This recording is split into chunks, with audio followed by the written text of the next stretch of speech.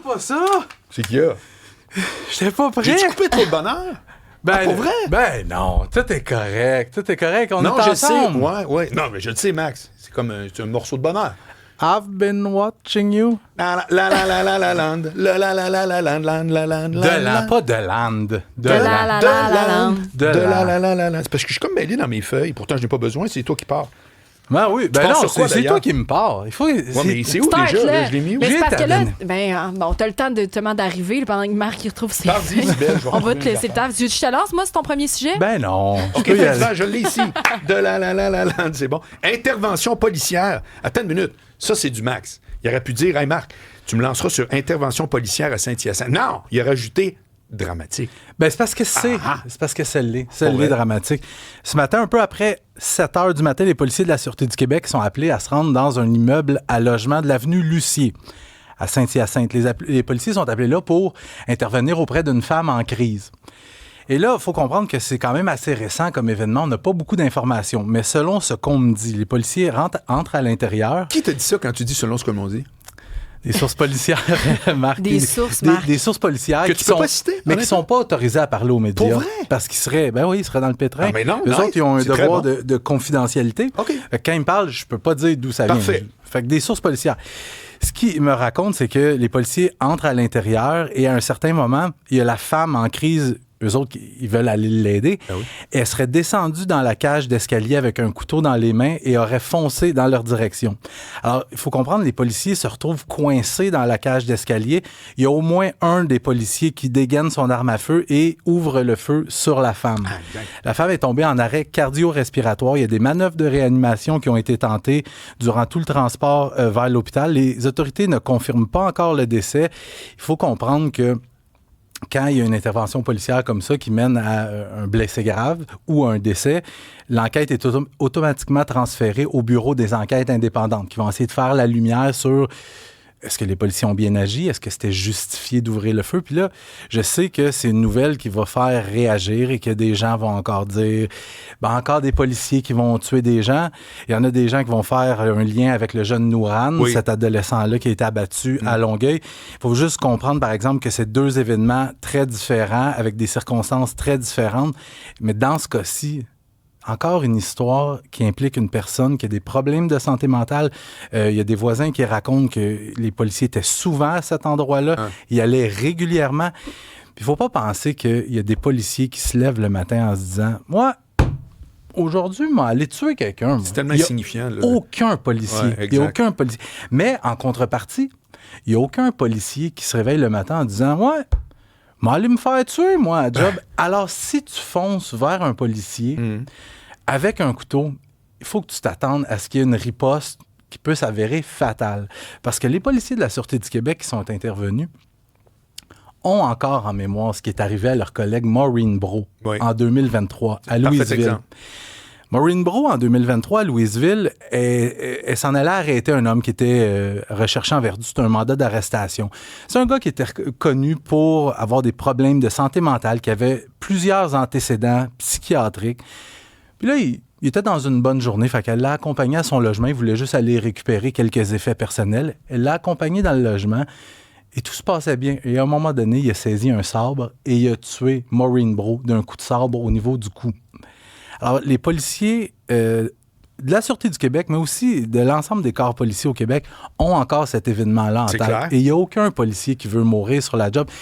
Et dans un monde idéal, on ne veut pas qu'il y ait de citoyens qui meurent non plus. Ni Je d'un le bord ni de rappelle. l'autre, mais qu'est-ce que tu veux? Là? À un moment donné, il y a des zones grises.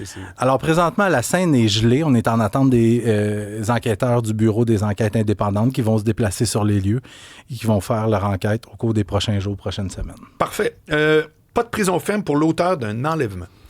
Savais-tu ça, Marc? Savais-tu ça? Je sens que je vais dire non parce qu'il met tellement d'emphase sur mon ignorance crasse de ce sujet. Non, non. Au Québec, je ne veux pas le dire trop fort parce que c'est illégal. Oh. Au Québec, c'est possible d'enlever quelqu'un. Oui. Tiens donc. Quand il sort de chez lui, tu le prends puis tu le mets de force dans OK. une voiture.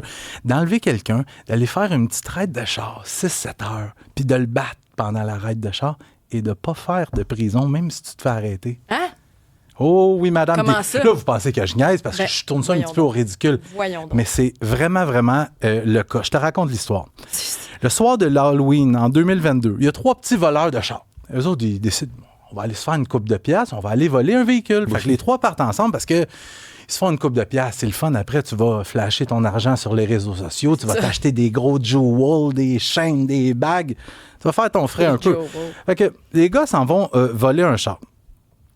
Les 3 s'en vont et à un moment donné, il y en a 2 qui débarquent pour aller voler le véhicule. Mais le 3e qui reste dans le véhicule avec lequel ils sont arrivés, il décide de s'enfuir. Mais les 2 autres, là, eux autres, ils pensent qu'il est en train de voler leur propre char. Fait que, ils décident d'aller l'attendre chez lui. Et ils attendent qu'il sorte de la maison et ils le kidnappent. Ils le kidnappent, ils rentrent de force dans la voiture et ils s'en vont faire une petite raid de char. Mais quand je te dis une petite raid de char, c'est à peu près 7 heures de route. Oh, mais c'est où ça que tu vas pendant 7 heures de temps? Ils se promènent. Ils se promènent dans les rues juste pour y donner une volée parce que ils ont attaché les mains, ils ont mis une tuque pour y cacher les yeux pour pas qu'ils voient où est-ce qu'ils s'en vont. Et là, la victime, qui est accessoirement le fils d'un juge qui pratique dans la grande région de Montréal, c'est un jeune de 18 ans.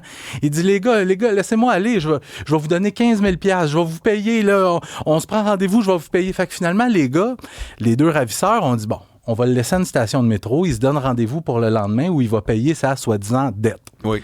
Et le lendemain, au rendez-vous, c'était les policiers qui attendaient les 2 gars. Fait qu'ils ont procédé à leur arrestation. Alors, c'était la sentence hier de l'un des ravisseurs, Brainer Mosquera, 25 ans, qui a été condamné à 2 ans de prison à purger à domicile, Marc. Tiens donc! La bonne Xbox, PlayStation. Ouais. Fait que lui, il peut se réveiller à l'heure qu'il veut, hein, manger ses céréales, ses toasts.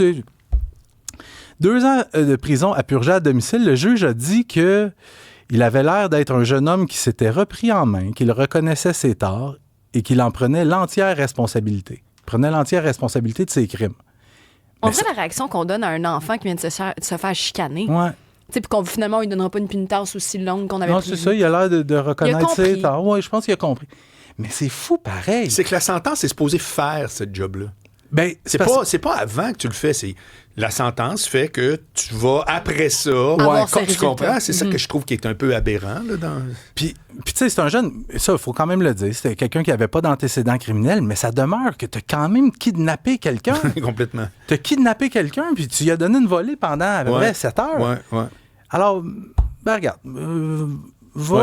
c'est ça, que chacun se fasse une tête, mais c'est comme un peu incroyable. Je suis assez d'accord avec toi, pour pas dire totalement. Voilà. 5 arrestations pour extorsion dans le Grand Montréal. Mais je te le dis, Marc, il faut vraiment que les policiers passent en 2e vitesse pour mettre un frein à ça parce que les crimes d'extorsion à Montréal et à Laval, je dirais dans les derniers mois, mais particulièrement dans les dernières semaines, c'est rendu hors de contrôle.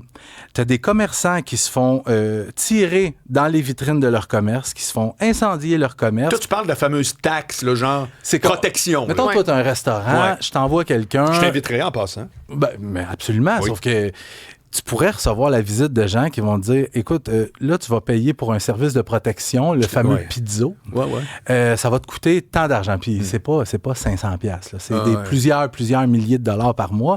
Et il y en a même qui arrivent des fois en disant, tu vas me payer 300 000$. On l'a vu à Longueuil la fin de semaine dernière. Il y a un jeune de 14 ans qui s'est présenté dans un bar en disant, tu as 48 heures pour payer 300 000$. Mais c'est pas le jeune de 14 ans qui va dire ça au tenancier. C'est le jeune de 14 ans qui a pris un contrat via Telegram. C'est une application, les réseaux sociaux. Fait que, dans les derniers jours, les policiers qui ont procédé à l'arrestation de 5 suspects, 3 à Montréal, ils ont été arrêtés et accusés pour avoir ouvert le feu sur un resto-bar du centre-ville dans la nuit de samedi. Les suspects sont Alexandre Bédard, 34 ans, un gars avec des antécédents criminels plus, notamment en matière d'armes à feu, ainsi que 2 adolescents. Le premier a 17 ans et le deuxième, 14 ans, Marc. Et à Laval, la police, de son côté, qui a annoncé les arrestations de David Duchimi Limana, 22 ans, et d'Abraham Bilongo Kizoba, 19 ans, alors qu'eux autres s'apprêtaient à aller tirer sur un commerce. Il y a d'ailleurs une arme à feu qui a été trouvée en leur possession au moment de leur arrestation. Mais c'est bien beau arrêter les exécutants, mais les policiers doivent vraiment, vraiment trouver une façon de mettre la main au collet de ceux qui commanditent ces jobs-là. Puis ce qui est inquiétant, c'est que selon les informations que j'ai pu obtenir, il y a une grande part de ces crimes-là d'extorsion qui sont commandés à partir des murs de la prison. C'est des détenus qui sont emprisonnés pour des crimes graves, qui sont là pour longtemps, qui commandent à partir de leur cellulaire. C'est qu'ils ont encore autant d'influence. Bien, ils ont encore autant d'influence, mais c'est qu'ils ont accès encore à des cellulaires en prison. C'est-tu niaiseux, ça? Mais c'est niaiseux. C'est un problème qui est facile à Hier, régler. je voyais aux Nouvelles en France, quand Nicolas Sarkozy est arrivé en prison, il y avait un prisonnier qui a filmé quand il était dans la cour en train de prendre, tu sais. Puis la première réaction, c'est de dire, comment ça se fait qu'il y a un cellulaire, lui, puis qu'il a accès aux réseaux sociaux? C'est bien cave. Il y a des cellulaires, il y a de la drogue, il y a des armes. Puis ça fait des mois que je le répète à Benoît, qui est là habituellement. Je dis, il y a des projets qui sont en cours. Le gouvernement planche là-dessus. Le gouvernement veut trouver des solutions.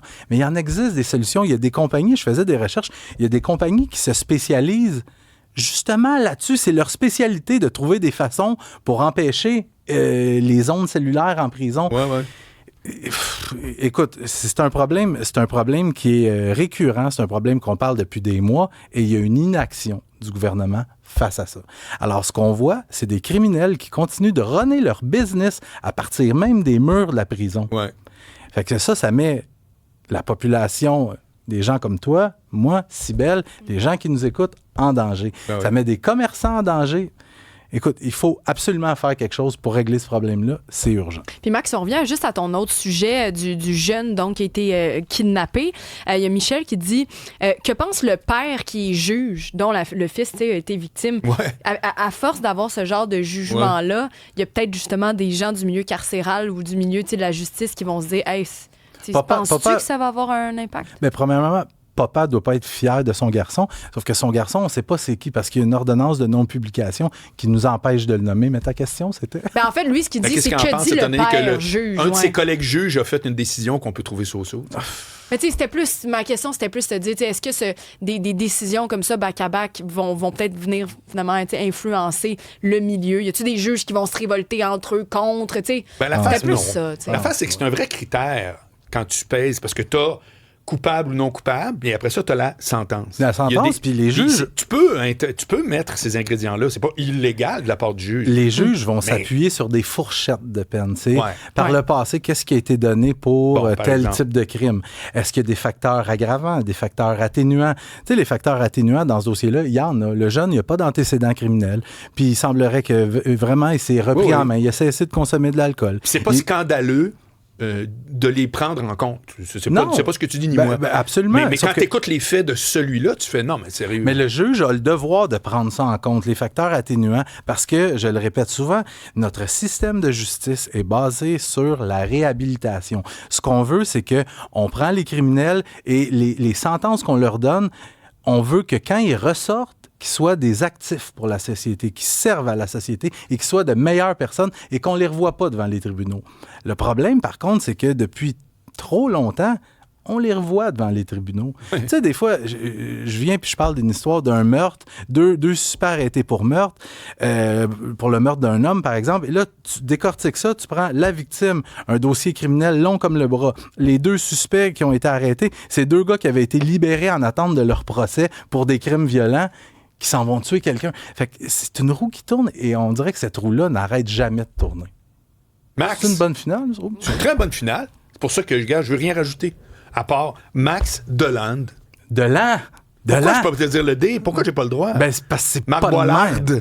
Ça me dérange pas, moi. T'es sûr? Bon, pas de Marc temps. Bollard. C'est pas toi qui avais le mot de la fin? Ouais. Vas-y. Marc Bollard.